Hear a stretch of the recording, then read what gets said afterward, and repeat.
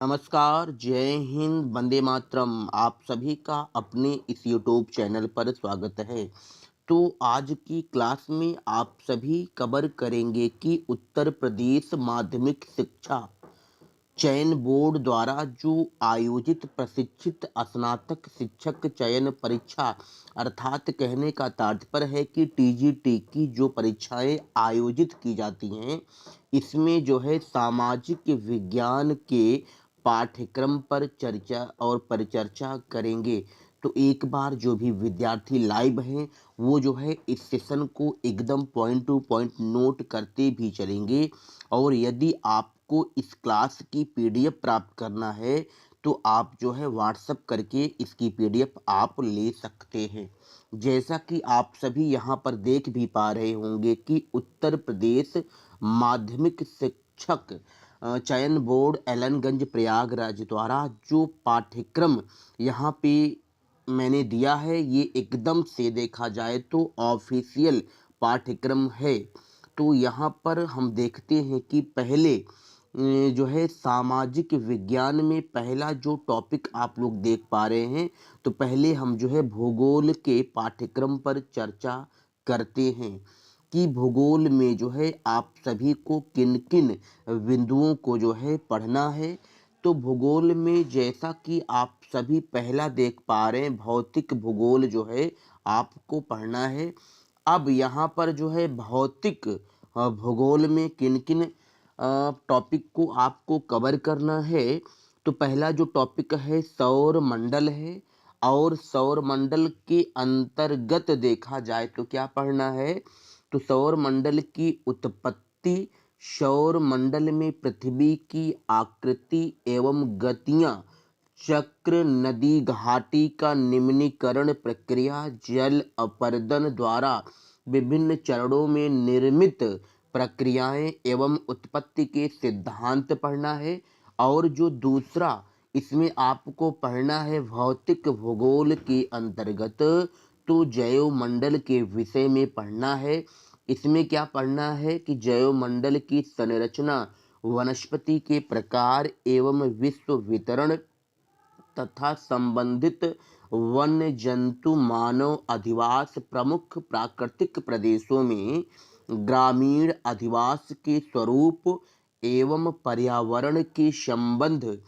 विश्व के प्रमुख विराट नगर अवस्थित एवं महत्व, ये पढ़ना है। और इसके बाद यदि जो है देखा जाए तो पृथ्वी की गतियों के प्रभाव में सूर्य ग्रहण, चंद्र ग्रहण, अक्षांश, देशांतर का निरूपण, ग्लोब पर किसी स्थल की अवस्थिति का निर्धारण, स्थानीय एवं प्रामाणिक समय का निर्धारण, अंतरराष्ट्रीय तिथि रेखा अनुरेखन एवं महत्व को पढ़ना है। और इसके बाद देखा जाए तो आप सभी को स्थल मंडल भौतिक भूगोल में अगला जो टॉपिक आप देख पा रहे हैं वो है स्थल मंडल में क्या क्या आपको पढ़ना है। तो इसमें से देखा जाए तो चट्टानों को पढ़ना है, उत्पत्ति एवं प्रकार, ज्वालामुखी क्रिया, ज्वालामुखी के प्रकार एवं विश्व वितरण, भूकंप की उत्पत्तियां एवं विश्व वितरण, महाद्वीप एवं महासागरों का वितरण, पर्वत एवं उनके प्रकार, वलित पर्वतों का विश्व के प्रमुख पठार एवं उनके प्रकार, मैदान एवं नदी घाटियां हैं, अपर्दन एवं अपक्षय प्रक्रियाएं, डेविस का अपर्दन, भू आकृतियां, समोच्च रेखाएं एवं समोच्च रेखाओं द्वारा प्रमुख स्थल आकृतियां पढ़ना है।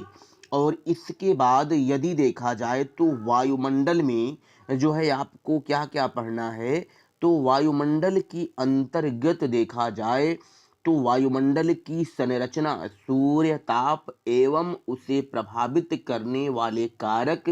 तापमान का क्षैतिज एवं ऊर्ध्वाकार वितरण, तापमान विलोमता, वायु दाब पेटियां एवं सनातन पवन, महत्वपूर्ण स्थानीय पवन, वर्षण की प्रक्रिया, वर्षा क्या है, पाला, कोहरा आदि, संवाहनिक धरातलीय एवं चक्रवातीय वर्षा विश्व के जलवायु प्रदेश दैनिक मौसम मानचित्र में प्रयुक्त संकेतों की पहचान पढ़ना है। और यदि इसी क्रम में हम आगे देखते हैं तो आप में को क्या पढ़ना है, जलमंडल को भी पढ़ना है। और जलमंडल में देखा जाए तो महासागरों का उच्चावचन, महासागरीय तापमान एवं लवणता, महासागरीय धाराएं, उत्पत्ति, प्रवाह, दिशा एवं जलवायुविक प्रभाव, ज्वार भाटा प्रक्रियाएं एवं उत्पत्ति के सिद्धांत पढ़ना है। और यदि इसी क्रम में देखा जाए तो अगला टॉपिक आता है जैवमंडल पढ़ना है। जैवमंडल में क्या पढ़ना है, जैवमंडल की संरचना है, वनस्पति के प्रकार एवं विश्व वितरण एवं संबंधित जंतु भाग पढ़ना है। अब इसके बाद देखा जाए तो मानव भूगोल को आपको पढ़ना है। तो मानव भूगोल में देखा जाए तो क्या क्या कवर करना है, तो इसमें जो है मानव पर्यावरण अंतर संबंध, सैद्धांतिक विवेचन, Ratzel, Davis, Semple, Huntington, Vidal, de la Blache, Brunhes एवं ग्रिफिथ टेलर के मत, विश्व में जनसंख्या वृद्धि वितरण का विवेचन, मानव प्रजातियां,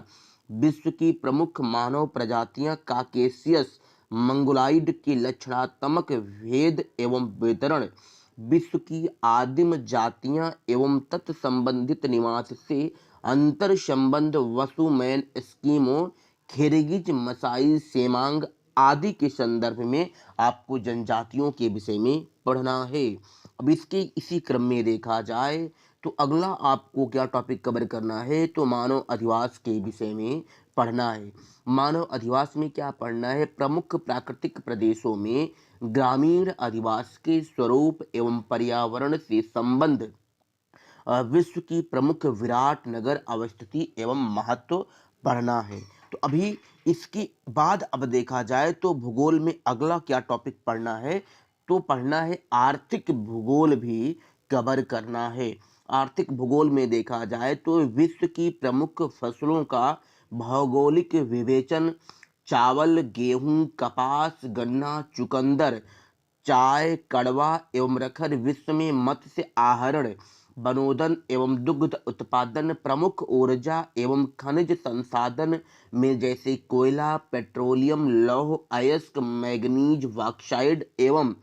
तमाम जो है विश्व में प्रमुख उद्योगों की उपस्थिति के कारक कारक एवं वितरण, लौह इस्पात, सूती एवं कृत्रिम वस्त्र, कागज, तेल शोधन, प्रमुख औद्योगिक प्रदेश, उत्तर पूर्वी संयुक्त राज्य की रूर, यूक्रेन, कैंटन, संघाई, इंग्यांग, ब्राजील, पठार, केपटाउन,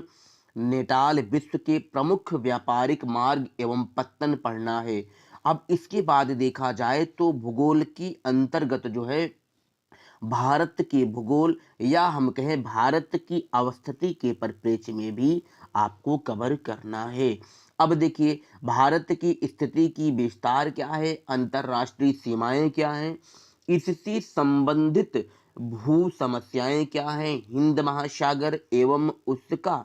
आर्थिक एवं सामरिक महत्व पढ़ना है, धरातली स्वरूप, जल प्रवाह, मानसून की उत्पत्ति, विशेषताएं, जलवायु प्रदेश, मिट्टियां एवं उनका जलवायु एवं प्राकृतिक वनस्पति से अंतर संबंध, निर्वनीकरण, बाढ़ एवं चट्टान अपरदन की समस्याएं एवं उनकी समाधान, कृषि भी पढ़ना है। और कृषि के साथ देखा जाए तो उत्पादन प्रगति समस्याएं, हरित क्रांति, श्वेत क्रांति, नील क्रांतियां क्या होती हैं। और प्रमुख फसलों में देखा जाए तो चावल, गेहूं, गन्ना, दलहन, तिलहन, चाय की भौगोलिक वितरण एवं उत्पादन प्रवृत्ति, खनिज संसाधन एवं उनकी दोहन से जुड़ी समस्याएं, ऊर्जा संकट एवं उसका समाधान, कोयला एवं खनिज तेल का भौगोलिक विराट एवं उत्पादन, ऊर्जा के वैकल्पिक स्रोत, बहुउद्देशीय परियोजनाएं एवं उनसे जुड़ी पर्यावरणीय समस्याएं, वस्तु निर्माण उद्योग, लौह इस्पात, वस्त्र, चीनी, कागज, सीमेंट एवं एल्यूमीनियम उद्योगों की अवस्थिति एवं वितरण, प्रतिरूप, जनसंख्या वृद्धि एवं वितरण, जनसंख्या जनित समस्याएं, परिवहनों के साधन में विदेशी व्यापार, प्रमुख नगर एवं बंदरगाह पड़ना है। तो आपने देखा यहाँ पर कि सामाजिक विज्ञान के अंतर्गत जो है, पहला आपने देखा कि भूगोल के पाठ्यक्रम में आपको क्या क्या पढ़ना है। अब सामाजिक विज्ञान के अंतर्गत अब हम देखते हैं कि इतिहास विषय यदि आप ले रहे हैं तो इतिहास में आपको क्या क्या कवर करना है। इसमें देख पा रहे हैं, जैसा पहला क्या है कि पूरा ऐतिहासिक संस्कृतियां, पूरा पाषाण युग, मध्य पाषाण युग, नवपाषाण युग, इनकी प्रमुख विशेषताएं, प्राचीन युग, सिंधु घाटी सभ्यता, प्रमुख विशेषताएं, वैदिक काल, पूर्व वैदिक काल, उत्तर वैदिक काल, राजनीतिक, सामाजिक, धार्मिक एवं आर्थिक जीवन। धार्मिक आंदोलन में जैसे देखा जाए तो जैन धर्म, बौद्ध धर्म, भागवत धर्म और शैव धर्म, और मौर्य काल, राजनीति, इतिहास, समाज एवं संस्कृति, गुप्त राजवंश, राजनीति, इतिहास, ये पढ़ना है। और इसके इसी क्रम में आगे हम देखते हैं कि आगे क्या पढ़ना है। समाज एवं संस्कृति, चोल वंश का प्रशासन कैसे रहा,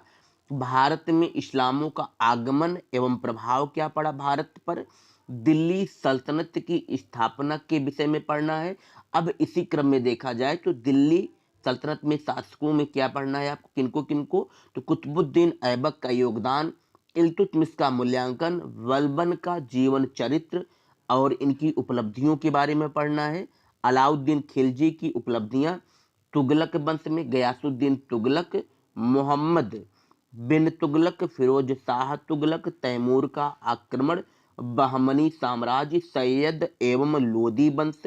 मुगल वंश, बाबर, हुमायूं, अकबर, जहांगीर, शाहजहां और औरंगजेब, छत्रपति शिवाजी, जीवन चरित्र एवं उपलब्धियां। अब इसके बाद आधुनिक भारत पढ़ना है इतिहास में। तो आधुनिक भारत में देखेंगे टाइमिंग क्या हो जाएगी, 1858 से 1950 तक पढ़ना है। इसमें क्या पढ़ना है, 1857 ईस्वी में प्रथम स्वतंत्रता संग्राम के कारणों को पढ़ना है, स्वरूप पढ़ना है, परिणाम, 19वीं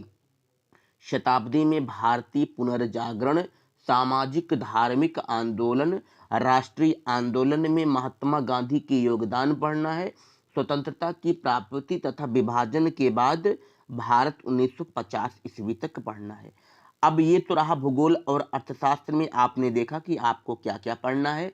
अब हम अगली जो है टॉपिक में देखेंगे कि अर्थशास्त्र विषय यदि किसी विद्यार्थी ने लिया है टीजीटी की परीक्षाओं में, तो अर्थशास्त्र विषय में क्या क्या आपको पढ़ना है। तो अर्थशास्त्र में देखिए क्या पढ़ना है, आर्थिक सिद्धांत पढ़ना है, अर्थशास्त्र की परिभाषा क्या है, प्रकृति क्या है, स्थैतिक और प्रावैगिक विश्लेषण, अणु एवं व्यापक विश्लेषण, मांग का नियम एवं मांग के लोच की माप उपयोगिता पढ़ना है, विश्लेषण, तटस्थ वर्ग द्वारा उपभोक्ता का संतुलन,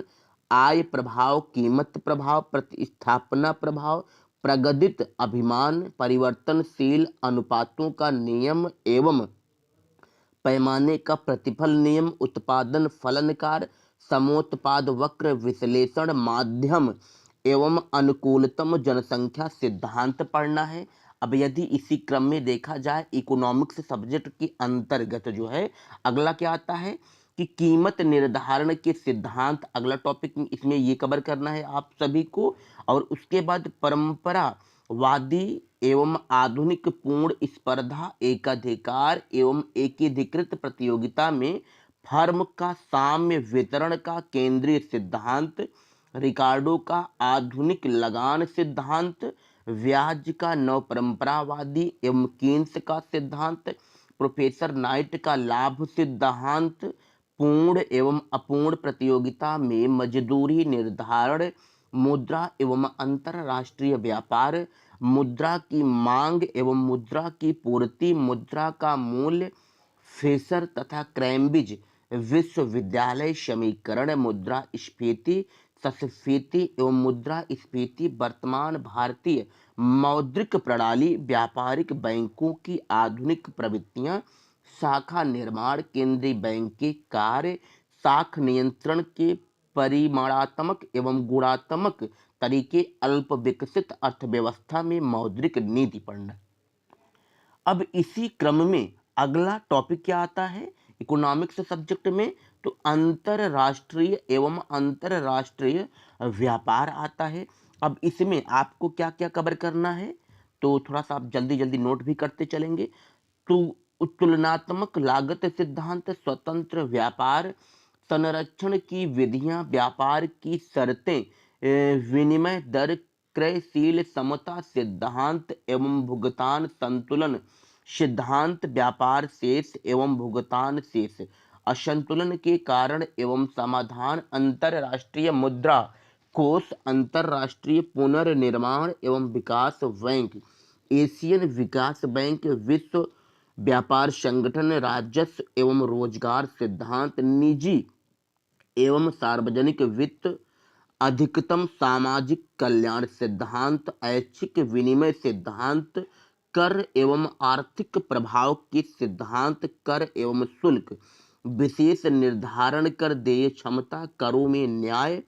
कराघात एवं करापात, करभार के सिद्धांत, सार्वजनिक व्यय के उद्देश्य एवं सिद्धांत, हीनार्थ प्रबंधन, सार्वजनिक ऋण भार एवं शोधन,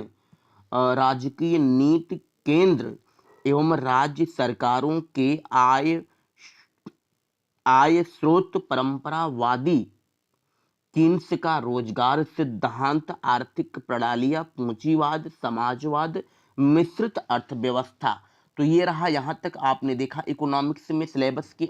जो है। अब इसके बाद देखा जाए तो भारतीय अर्थव्यवस्था एवं आर्थिक विकास में क्या क्या पढ़ना है, तो भारतीय अर्थव्यवस्था की विशेषताएं, गरीबी एवं विकास, जनसंख्या प्रवृत्ति एवं जनसंख्या नीति, राष्ट्रीय आय का वितरण एवं संरचना, भूमि सुधार, लघु एवं सीमांत कृषक, कृषि की समस्याएं एवं समाधान, कृषि विपणन, अल्प रोजगार की समस्या, दृश्य एवं अदृश्य बेरोजगारी, कारण एवं समाधान। अब इसी क्रम में क्या पढ़ना है, औद्योगिक समस्याएं क्या हैं, इसमें क्या क्या कवर करना है, तो नई औद्योगिक नीति, कुटीर एवं लघु समस्याएं, श्रम समस्या, श्रम संघों की भारत में भूमिका, औद्योगिक विवाद, उद्योगों की। अब इसी क्रम में अगला जो है क्या कवर करना है, तो अभी आपने क्या देखा कि औद्योगिक समस्याएं देखा, तो अब जो है भारत में विदेशी व्यापार पढ़ेंगे। चलिए यहाँ पे आप लोग नोट करेंगे, भारत में जो विदेशी व्यापार है इसमें क्या क्या पढ़ना है, क्या चीजें पढ़ना है, तो संरचना एवं आधुनिक प्रवृत्तियां, आयात प्रतिस्थापना, आर्थिक विकास एवं आर्थिक प्रगति, थोड़ा सा, हाँ, प्रगति, आर्थिक विकास की कमी के कारण पूंजी निर्माण, रोस्टों के आर्थिक विकास के सोपान, आर्थिक विकास के सिद्धांत, न्यूनतम प्रयास सिद्धांत, विकास के उपाय, तकनीकी के भारत में पंचवर्षीय योजनाएं पढ़ना है। तो यहाँ तक ये रहा जो है इकोनॉमिक्स का सिलेबस आपने कवर किया। अब आपको देखना है कि यदि किसी विद्यार्थी ने जो है नागरिक शास्त्र विषय का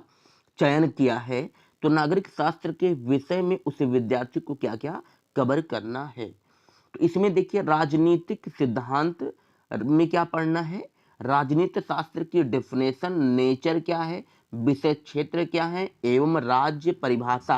राज्य की परिभाषा क्या है, राज्य के एलिमेंट कितने होते हैं, राज्य की उत्पत्ति के विभिन्न सिद्धांतों को पढ़ना है, राजनीतिक अवधारणाएं में क्या क्या पढ़ना है, संप्रभुता सॉवरेंटी पढ़ना है, कानून लॉ पढ़ना है, दंड के सिद्धांत पढ़ना है, लाइबिलिटी पढ़ना है, समानता पढ़ना है, इक्वलिटी राइट पढ़ना है, नागरिकता पढ़ना है, प्रजातंत्र एवं अधिनायक तंत्र, राजनीतिवाद, व्यक्तिवाद, उदारवाद, फांसीवाद और वैज्ञानिक समाजवाद, ये आपको कवर करना है। अब इसी कड़ी में देखा जाए तो राजनीतिक दार्शनिकों में जो है क्या क्या आपको कवर करना है, तो इसमें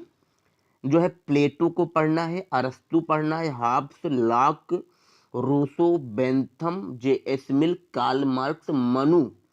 कौटिल्य, गांधी को पढ़ना है। अब देखिए शासन एवं राजनीति भारतीय संदर्भ में संविधान की परिभाषा, संविधान का क्लासिफिकेशन, सरकार के प्रकार, संसदात्मक सरकार पढ़ना है, अध्यक्षात्मक सरकार, एकात्मक सरकार, संघात्मक सरकार, फिर सरकार के अंग पढ़ना है। अंग में क्या क्या पढ़ना है? व्यवस्थापिका, कार्यपालिका, न्यायपालिका पढ़ना है, निर्वाचन प्रणाली पढ़ना है, चुनाव आयोग एवं चुनाव सुधार पढ़ना है, राजनीति दल पढ़ना है, मतदान व्यवहार, भारतीय राजनीतिक प्रणाली में देखा जाए तो यानी भारतीय जो थिंकर थे, भारतीय थिंकर में किसको किसको कवर करना है? तो गोपाल कृष्ण गोखले, बाल गंगाधर तिलक, महात्मा गांधी, नेहरू, सुभाष चंद्र बोस, एम.एन. जिन्ना, डॉक्टर वी.आर. अंबेडकर का राष्ट्रीय आंदोलन में योगदान पढ़ना है। फिर भारतीय संविधान की मेन फीचर से क्या है? फंडामेंटल राइट पढ़ना है, राज्य के नीति निर्देशक सिद्धांत पढ़ना है, संघ सरकार में जो है राष्ट्रपति, मंत्रिपरिषद, संसद, सर्वोच्च न्यायालय, न्यायिक सक्रियता, राज्य सरकार में क्या क्या पढ़ना है? तो जैसा कि देख पा रहे होंगे, राज्यपाल, मुख्यमंत्री, केंद्र में राज्य संबंध पढ़ना है, जिला प्रशासन, जिलाधिकारी, लोकतांत्रिक विकेंद्रीकरण, पंचायती राज, भारतीय लोकतंत्र की कुश्तारी, भारतीय राजनीति में जातिवाद, क्षेत्रवाद, सांप्रदायिकता, राजनीतिक दल, राष्ट्रीय एकीकरण की समस्या, राजनीतिक दल, दबाव समूह, भारतीय प्रशासन, नौकरशाही, अम्बुड्समैन, लोकपाल, लोकायुक्त, भारत एवं संयुक्त राष्ट्र संघ। ये रहा जो है आपने देखा कि सिविक्स विषय में क्या क्या आपको पढ़ना था। अब देखिए थोड़ा सा आप लोग समझेंगे, यदि किसी भी विद्यार्थी को अपने एग्जाम की तैयारी करना है तो एग्जाम की तैयारी करने से पहले आपको आपका पाठ्यक्रम क्या है, आपका सिलेबस क्या है, यदि आपने उसका अच्छे तरीके से अवलोकन किया है और पाठ्यक्रम के अकॉर्डिंग ही अपने एग्जाम की आप लोग तैयारी एकदम बेहतरीन तरीके से करेंगे तो निश्चित तौर पर आप सभी विद्यार्थी अपने एग्जाम में सफल होंगे। और एक उम्मीद और आशा करते हैं कि यहाँ तक मैंने जो आपको सिलेबस बताया था और माध्यमिक शिक्षा परिषद द्वारा जारी जो है ये ऑफिशियल ही सिलेबस था, तो आपने को यहाँ पर कोई किसी प्रकार की कोई डाउट नहीं होंगे। तो आज के लिए इतना ही। जय हिंद, जय भारत, वंदे मातरम।